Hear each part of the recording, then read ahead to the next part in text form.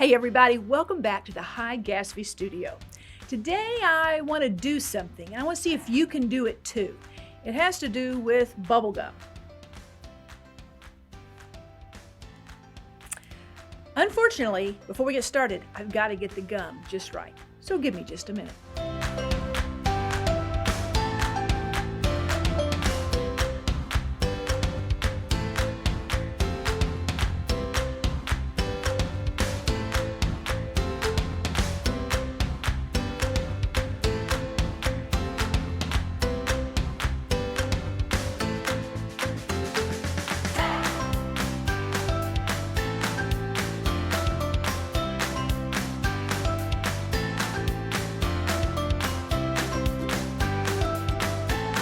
That was all right. That's about the best I'm going to do.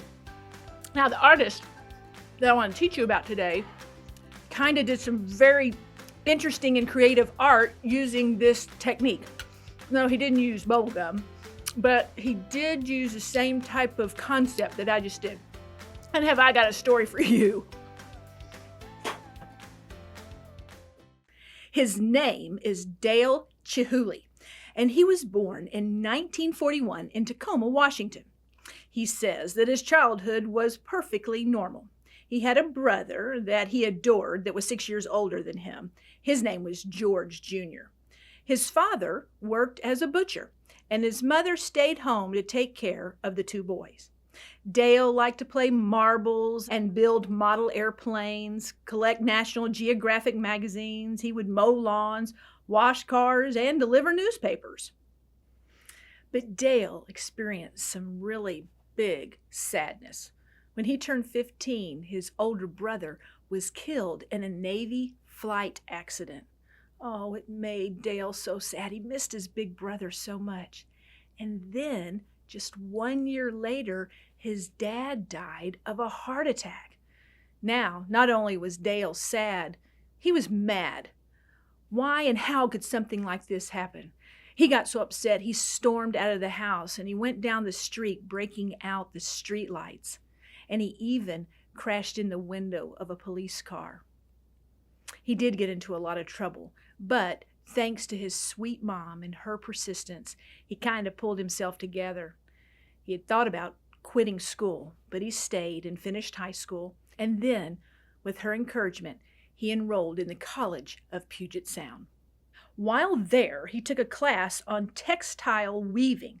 That's taking string and weaving it together. He came up with an idea. Could he weave glass into the work? He melted some glass and put a wire into it, and then he wove it into the threads. He loved the results. The glass added so much to his weaving. During this time, his mother also let him decorate the basement. He found out he not only loved glass, he also loved interior design. He decided to transfer to the University of Washington, where he studied interior design and architecture. Here's one of the drawings he did while a student there. What he discovered while he was a student there was that he really liked working with glass, and he wanted to learn how to blow glass. And so he got some glass and he got a metal pipe. He heated the glass up, put the metal pipe in it, and began to blow to make a bubble. It would be something similar to this.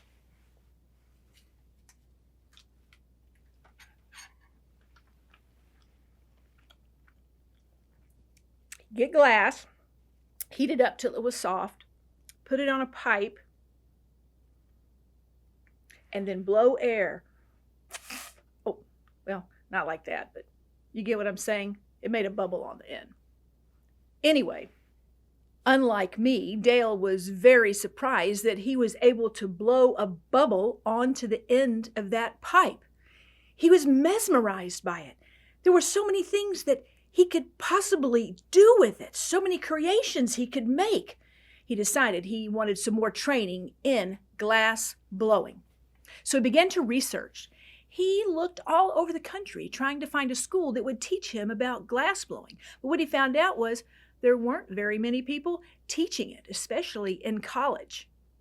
He did happen to find a college in Wisconsin, University of Wisconsin-Madison, where there was a teacher by the name of Harvey Littleton who taught glass blowing. So Dale Chihuly decided to enroll. Dale learned so much from Mr. Littleton, and Mr. Littleton saw that Dale Chihuly was a natural. After he graduated, he started his own school in Rhode Island and in the state of Washington. And while he was there, he would teach his students to experiment and try different concepts, different techniques. He confided in them that he had made many, many mistakes while learning how to blow glass, and that it was okay to make mistakes because in every mistake that he made, he learned. He traveled around the world learning about glass and different cultures. On one trip, he had a bad accident. He was in London, England, and he was in a car crash. A bad car crash. He was thrown through the windshield. His face was terribly cut up, but the worst was his left eye. His face healed, but his eye never did. He lost the sight in that eye. And from then on, he wore an eye patch over that eye so that no one could see his bad eye. This accident really affected his career. When you lose sight in one eye, two things happen. First, you lose your depth perception. That is your ability to see something far away and up close and gauge where it is. The second thing is you also lose your peripheral vision. So out of this eye, I can see things happening over here. But if this eye is blind, I can't see anything. And I'll explain to you how those two things really affected his career, because I want to tell you about some of the things that happen when you are blowing glass. In glass blowing, you have an extremely hot oven, over 2,000 degrees. This is the temperature that it takes to melt the glass. You then have to take that melted glass over to a table and begin to work on it. You have to be able to see how far away the oven is, how far away the table is, and make sure you don't touch anything or anybody with it when you're transporting it. Dale Chihuly realized he was going to have to get help. He definitely didn't want anyone to get hurt. Sometimes he would blow the bubble into the glass. Sometimes he would get helpers to blow the bubble. Then another accident happened. He was body surfing in the ocean and he dislocated his shoulder. It was so painful. And he realized that it was so painful to hold up that pipe with the glass on it. And then you have to constantly turn the pipe with that liquid glass. And it was just so hurtful that he realized he was going to have to get even more helpers. But did Dale Chihuly quit? No, he did not. He continued to create. He said getting people to help him worked out just fine. He had ideas on how he wanted the glass to look, and he just instructed his helpers. He would stand back and tell them when to spin it this way, or to spin it that way, or to swing it this way, or possibly to bend it, reheat it, and even add certain colors. Sometimes, if he wanted it a particular way and couldn't explain it to his helpers, he would just do it himself, even though it was difficult. Now comes the fun part. I've shown you pictures of Dale Chihuly working in his hot shop. That's what he called his workshop. But now I want to show you some pictures of what he can do, why he's famous, how he can turn hot liquid glass into I just have to show you. He can take a glass bubble he has blown, add just the right colors, make them different sizes, group them together, and suddenly there is an incredible sculpture in the water or hanging from the ceiling. He knows how to spin the bubble, how to sling the bubble, how to hang the bubble upside down to make flowers or bowls or baskets of glass.